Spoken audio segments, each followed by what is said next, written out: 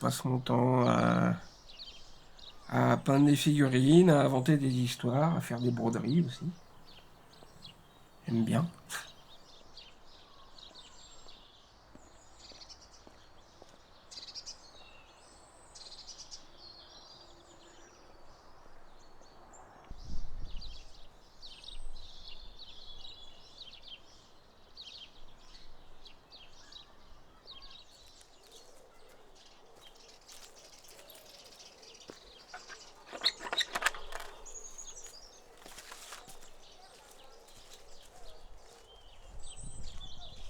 Ici, on est dans le cabinet mirifique du professeur Berlupin. C'est un cabinet de curiosité que j'ai créé, qui présente plein d'objets étranges, bizarres, en lien avec l'histoire, avec les mythologies, tout ce qui est un peu surnaturel.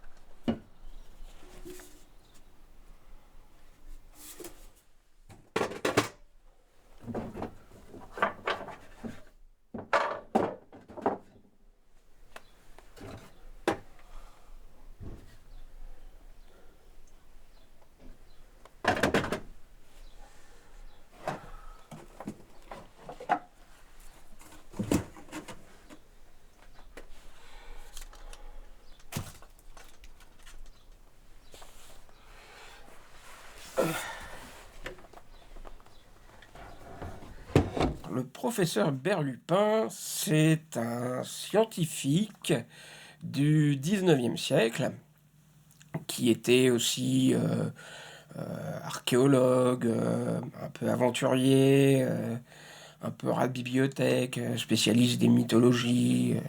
Il s'intéressait à énormément de domaines un petit peu bizarres et il a accumulé au long de sa vie énormément d'objets en lien avec l'histoire pour les présenter au public. Ouais, c'est ce truc-là. Tambour de bronze.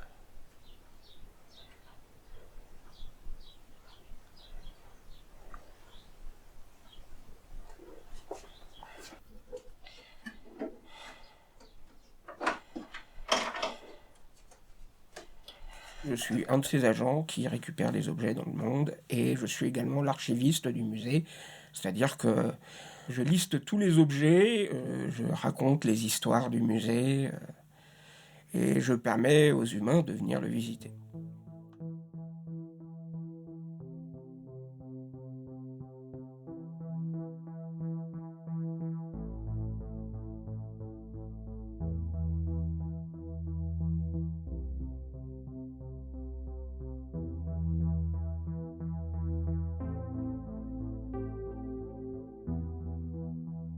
J'avais lu l'histoire de cette photo-là, en fait, qu'avait fait, je sais plus, la une du Times ou un truc comme ça.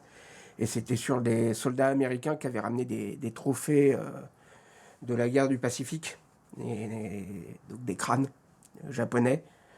À l'époque, les Japonais, eux aussi, faisaient pareil. Et du coup, je me suis dit, je vais faire ça. Donc j'ai fait un crâne envoyé par la poste. Et je me suis vraiment embêté parce que j'ai cherché sur eBay un journal japonais je crois qu'il date de 1947, un truc comme ça.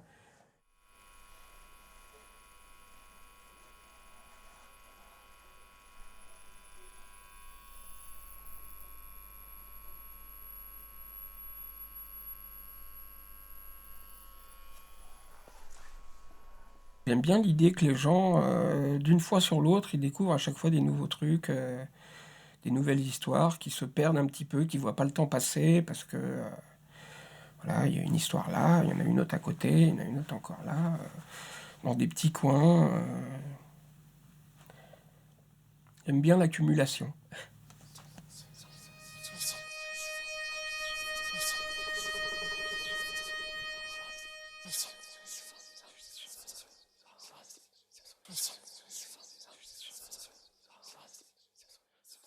Il faut que je modifie le crâne. C'est un crâne de chat. Il est là pour illustrer l'opération Acoustic Kitty. Je crois que c'est ça le nom de l'opération.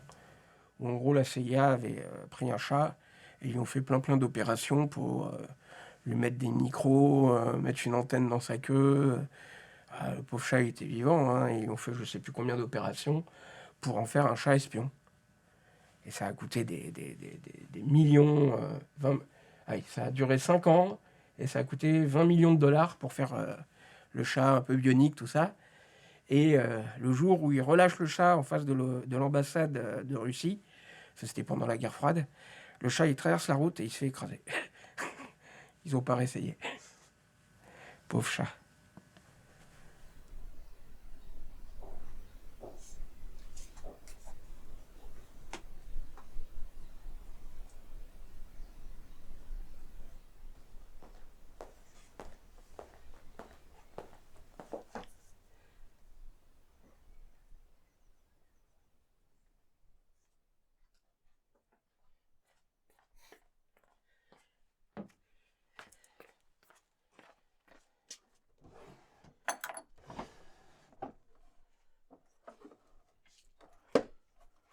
Pour chaque objet, il y a une part de vrai et il y a une part de faux. Et c'est aux gens après de décider s'ils veulent y croire ou pas, s'ils veulent en savoir plus ou pas. Voilà, j'aime bien mélanger le réel et l'imaginaire. J'aime bien faire douter les gens.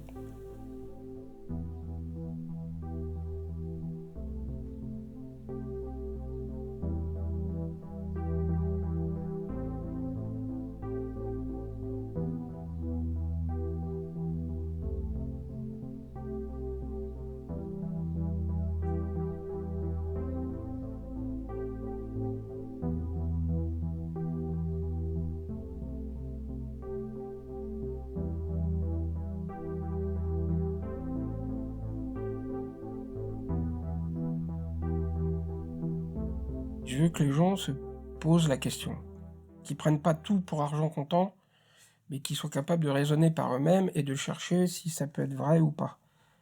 Qu'ils croient pas à tout ce qu'on leur donne, mais faut pas non plus qu'ils restent dans l'hésitation permanente, quoi. Mais j'ai envie que les gens s'interrogent, ouais.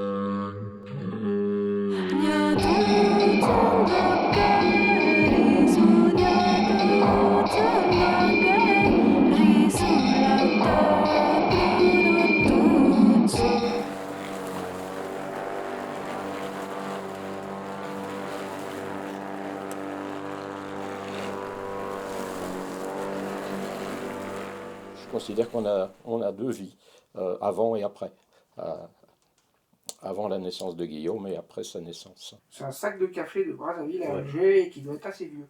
Ouais, mais à mon avis, il ne faut pas le Non, consommer. mais La date de péremption doit être dépassée. Je le laisse comme ça, mais il faudrait que je trouve une histoire. Ouais. Non, bah si, c'est marrant. Et j'ai pas voulu l'ouvrir parce que Mmh. je ne saurais pas le refermer bien comme il faut. Ouais. Je le laisse comme il est. On va remettre l'aquarium en Ouais. place là. On vient l'aider pour les choses pour lesquelles il a du mal. Donc, tourne la pelouse, ces choses-là qui sont assez physiques. Ouais, pas grave. Hop. On va taper dessus. Les battes de baseball, les battes de cricket. Pour se taper dessus. Ouais, j'ai des battes. Ça le motive qu'on soit là parce que quand on est tout seul, on n'est pas motivé pour faire les choses. Tandis que quand on est là, bon ben, on discute tout en travaillant et ça lui fait du bien.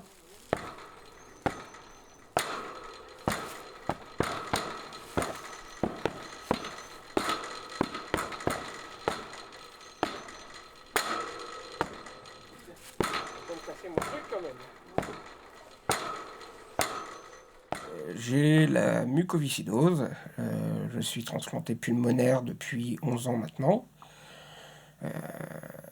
Dans la liste encore des handicaps, je suis diabétique, je suis malentendant. Je suis en insuffisance rénale et je suis aussi diagnostiqué autiste. Je suis en train de lister les objets que j'ai et les histoires que je pourrais faire. Mes parents viennent me voir 2 à 3 fois par an. Ils viennent m'aider, avant les vacances de Pâques, à remettre le musée en état, à faire le grand ménage, tondre la pelouse. Moi, je fatigue assez vite, donc tout ce qui est travaux physiques, je pourrais faire, mais je mettrais une semaine à faire un truc où mon père va mettre 3 heures, quoi. Donc, c'est vrai qu'ils m'aident beaucoup, et du coup, à chaque fois, ils prennent le temps de refaire un petit tour.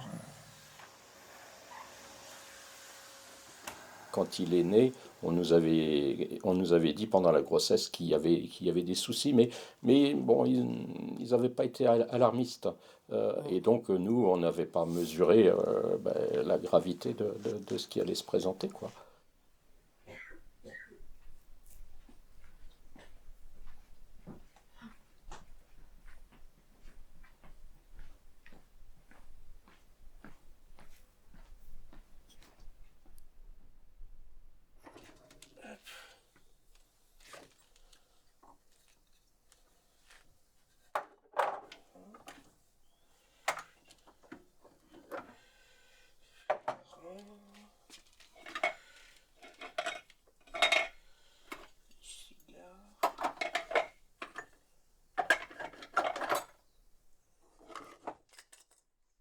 Franchement, il m'a épaté parce que bon, je soupçonnais pas les connaissances, l'étendue des connaissances qu'il pouvait avoir de ce monde-là.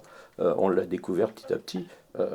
Moi, j'ai jamais visité le musée de fond en comble. À chaque fois qu'on y vient, j'en découvre un petit bout, j'en refais un petit bout à chaque fois. Et à chaque fois, je suis assez surpris de l'étendue de ses connaissances et de la complexité de son monde, en fait. Et donc, moi, je suis assez admiratif, oui.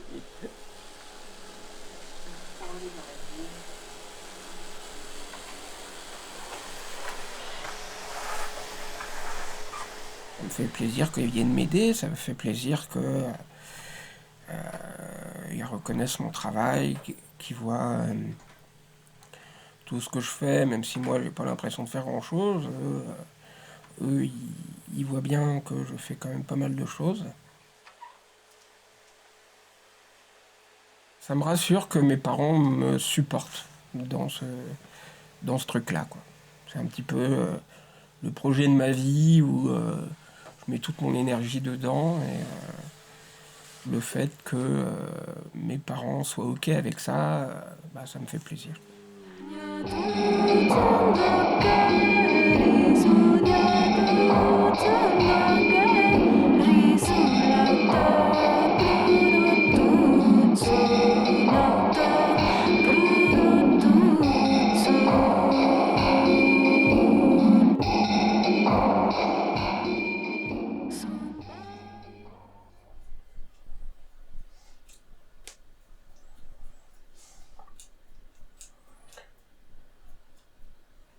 Peindre des figurines, ça a été un des premiers trucs manuels qui m'a vraiment intéressé.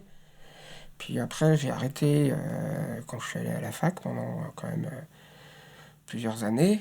Et quand j'ai arrêté la fac, à cause de ma santé, je suis revenu habiter chez mes parents. Et moi, ma santé continuait à se dégrader, hein. Mes poumons fonctionnaient de moins en moins bien. Ouais, ça devrait faire bien, je pense. Quand j'étais encore à la fac, j'avais rencontré les orgas d'un festival qui s'appelle Cidre et Dragon. Ils ont vu ce que je faisais et ils m'ont proposé de leur faire une espèce de musée fantastique. À l'époque, j'étais sous oxygène dans la journée, j'avais un tuyau dans le nez pour avoir de l'oxygène, avec une grosse machine et tout. Donc je pouvais pas faire grand-chose, donc je passais pas mal de temps à mon bureau, à fabriquer des objets, à réfléchir à des histoires. Ça m'a donné un petit peu un but de faire ça à une époque où je pouvais plus faire grand-chose, quoi, physiquement.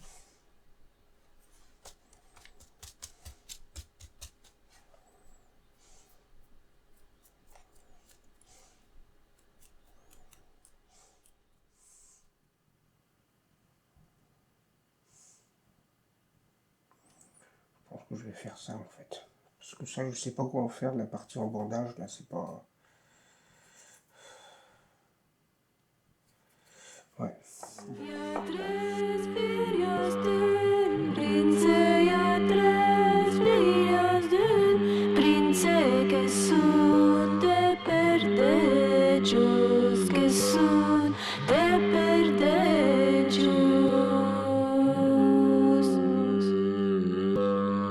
Faut que je le ramène lundi prochain d'ailleurs. Ouais, pour le Pour rappel. la corticoïde. Pour moi, c'est quelqu'un de profondément associé à son art. Guillaume est très fusionnel avec sa création, en fait. Et ça, c'est un truc que j'aime chez lui, c'est en fait...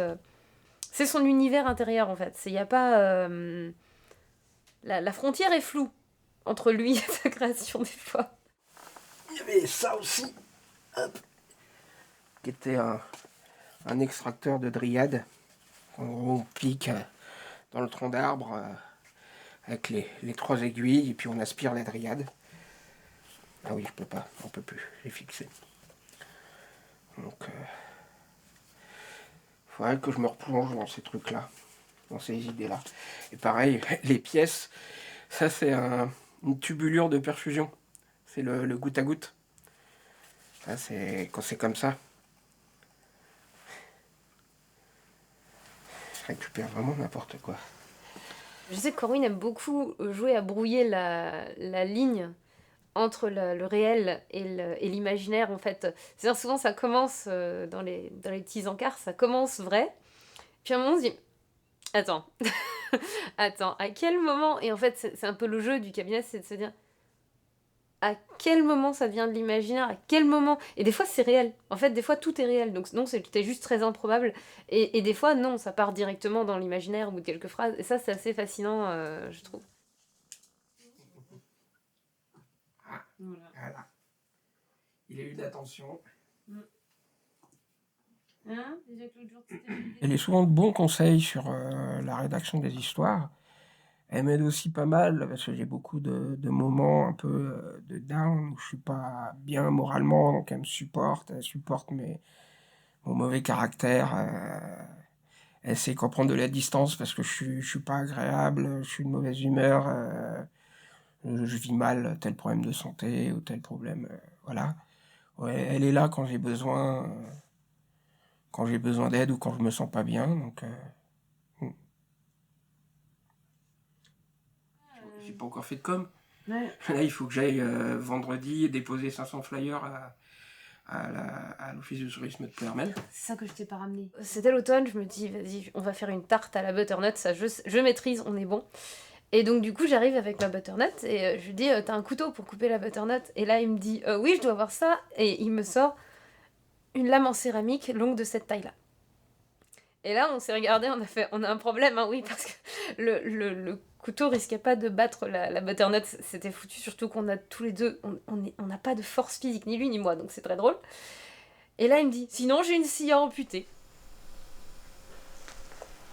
J'aime bien l'histoire du docteur Liston. Moi, j'ai pas d'objet pour ce truc-là. J'ai failli mettre la scie amputation, mais je l'ai mise pour une autre histoire, en fait, la scie amputation. Mais le docteur Liston, c'était un chirurgien écossais, et en fait, c'est le seul à avoir eu un taux de mortalité de 300% pendant une opération. Il y a eu 3 morts pendant son opération. En gros, c'était à l'époque où il faisait les trucs en public, dans un amphithéâtre, pour les étudiants. Et c'était au 19e siècle. Et en fait, à l'époque, ils n'avaient pas encore d'anesthésiant, donc quand ils amputaient, pour que le patient il souffre moins, il fallait aller le plus vite possible. Et lui, il allait très très vite, et, avec la scie amputation. Et lors d'une opération, en fait, il a fait un grand geste avec, je ne sais plus si c'était une scie ou un couteau, enfin, le truc qui servait à couper. Il a fait un grand geste, il y avait un patient derrière, un spectateur derrière lui qui était trop près. Il a vu le truc arriver, il s'est dit je vais me le prendre, il a eu peur, et en fait il a fait une crise cardiaque. Il a dit c'est pas grave, je continue. Et il coupe, et il a tranché le doigt d'un de ses assistants en coupant le membre. Donc il y a eu une crise cardiaque, et l'assistant et le patient sont tous les deux morts de septicémie. Donc en En une opération, il a eu 3 morts. Pas de bol. Au niveau de l'imaginaire et tout, ça foisonne dans sa tête en permanence. C'est ça qui est drôle en fait avec Corwin, c'est que ça foisonne. On sait qu'il pense et on sait pas où est le bouton off. Et d'ailleurs, il y en a sans doute pas. En fait, il fait partie de ces gens voilà, où ça. Il y a constamment quelque chose qui crée en fait en lui. C'est assez fascinant. C'est assez fascinant à voir, puis à vivre en amitié aussi, parce que c'est quelqu'un qui est toujours là. Et alors là, j'ai eu une nouvelle idée. Et on sait qu'à chaque fois qu'on lui parle, il a eu une nouvelle idée.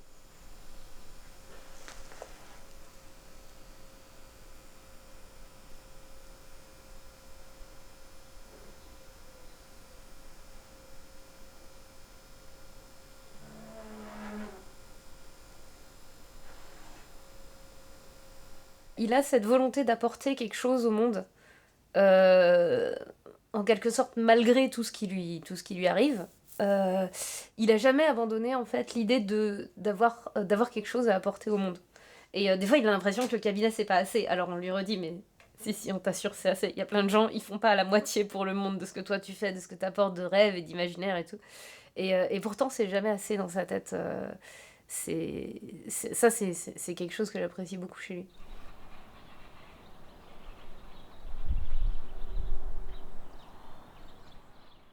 J'ai l'impression de porter un poids et qu'il faut que je fasse quelque chose pour avoir l'impression que ça n'a pas été inutile, quoi. Je pense tout le temps à plein de trucs, j'ai mon cerveau qui tourne en permanence et du coup j'ai tout le temps l'impression que je dois faire les choses pour mériter mes poumons, pour avoir l'impression que c'est pas du gâchis, quoi.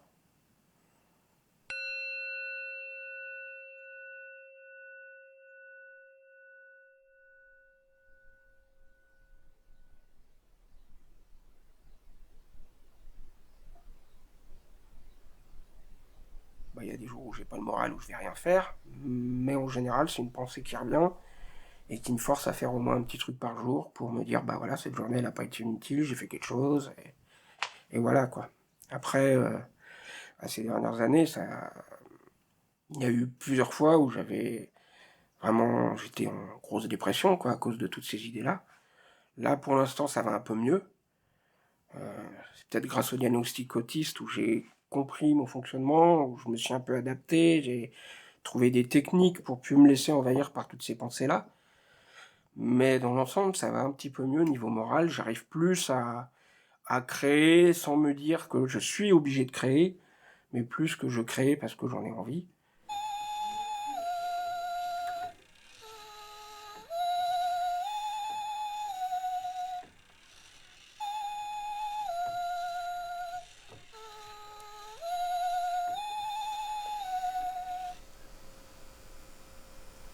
C'est une fée des dents dans Hellboy 2 que j'ai faite en pâte Fimo. Et donc les dents, c'est mes dents à moi. J'ai récupéré mes dents de lait de quand j'étais gamin, qui étaient dans une petite boîte, et je les ai mises dans le cadre. Il faut toujours mettre un petit peu de soi dans les créations.